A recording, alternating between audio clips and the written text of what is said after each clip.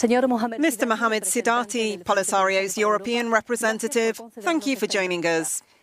We've seen an escalation of tension in Guerguerat. The United Nations has demanded that both sides withdraw from this disputed territory. The situation has since calmed down. Is this another case of Morocco and the Polisario Front flexing their muscles in the face of the status quo? The standoff in Guerguerat occurred because Morocco violated the ceasefire by crossing the wall.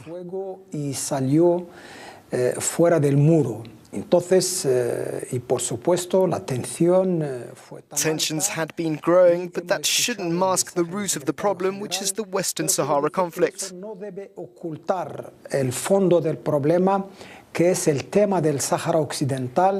But the new leader of the Polisario, Brahim Ghali, said that all options were open. What options is he referring to?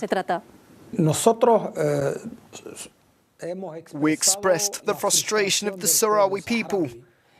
President Ghali insisted that we should opt for a peaceful approach. Now let's talk about another battle, the economic one, which could affect Europe. The EU Court of Justice set a precedent in December when it ruled that the free trade agreement between the European Union and Morocco could not be applied to Western Sahara without the consent of the Sahrawi people.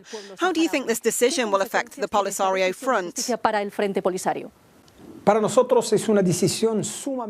us, it's a very important decision, and our message to Europe is to respect the decision of the Court of Justice of the European Union.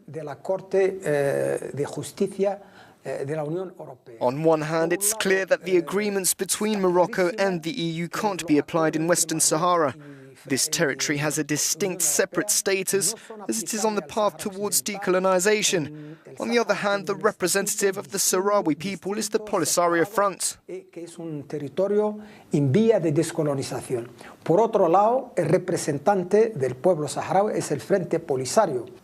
the Polisario intends to launch legal proceedings against any European business operating in Western Sahara without its consent. Will they want compensation? As we have said before, the past is the past, but many are involved in the plundering of natural resources and the wealth of Western Sahara. In this case, we are willing to go to court, and more importantly, we want the European Union and European companies to apply the law, otherwise we will use justice as a weapon.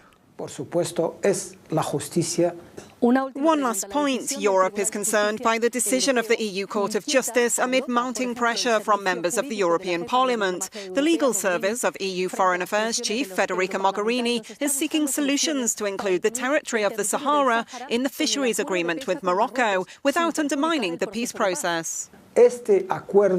This agreement, just like all the others, is not applicable to the Western Sahara, and if the European Union wants to focus on this region, I think they should first negotiate with the Polisario Front. Mr. Mohamed Sidati, thank you. If you want to know more about the Moroccan point of view, stay tuned.